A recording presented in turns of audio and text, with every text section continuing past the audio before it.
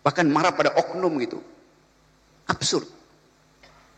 Kita coba lihat bagaimana sebetulnya proses yang kita sebut sebagai reformasi kepolisian. Tidak pernah terjadi reformasi. Yang terjadi pemisahan antara tentara dan polisi pada waktu itu. Yang terjadi adalah pemisahan kelembagaan, bukan evaluasi terhadap kondisi. Sebentar Bung Rocky, Pak Waka, isi dan judul di luar tanggung jawab moderator ya. Silakan. Bahkan tugas moderator tidak boleh memoderasi pikiran.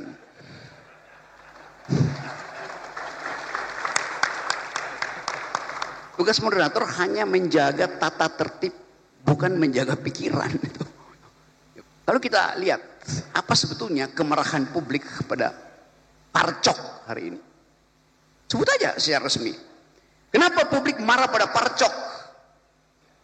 Bahkan marah pada oknum gitu. Absurd. Kita coba lihat bagaimana sebetulnya proses yang kita sebut sebagai reformasi kepolisian. Tidak pernah terjadi reformasi. Yang terjadi pemisahan antara tentara dan polisi pada waktu itu. Yang terjadi adalah pemisahan kelembagaan, bukan evaluasi terhadap kondisi. Sebentar Bung Rocky, Pak Waka, isi dan judul di luar tanggung jawab moderator ya. Silakan. Bahkan tugas moderator tidak boleh memoderasi pikiran.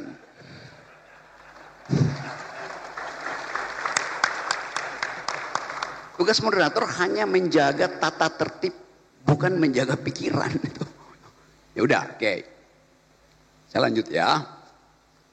Waktu kita mulai membayangkan kita mau pergi pada demokrasi, urusan pertama kita adalah siapa yang mengganggu demokrasi? ABRI 98 yang mengganggu menghalangi demokrasi. Siapa itu ABRI? Tentara dan polisi.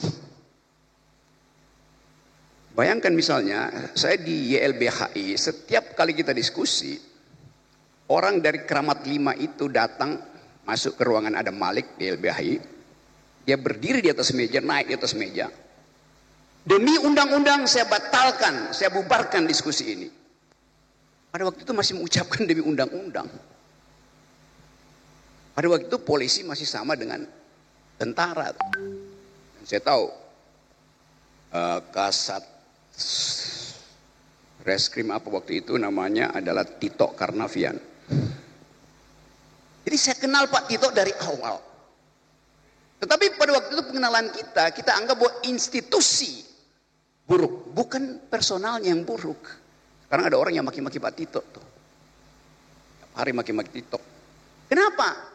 Tidak kita biasakan untuk mengevaluasi kondisi yang menyebabkan kepolisian sekarang itu dibenci oleh rakyat.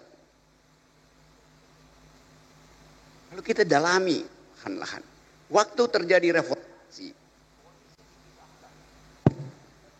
polisi dipisahkan dari tentara, tentara disuruh balik ke barak, polisi betul-betul jadi aparat Kamtibnas.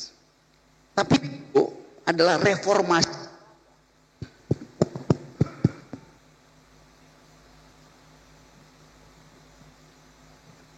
Ini saya pindah dari Partai Biru ke Partai Merah.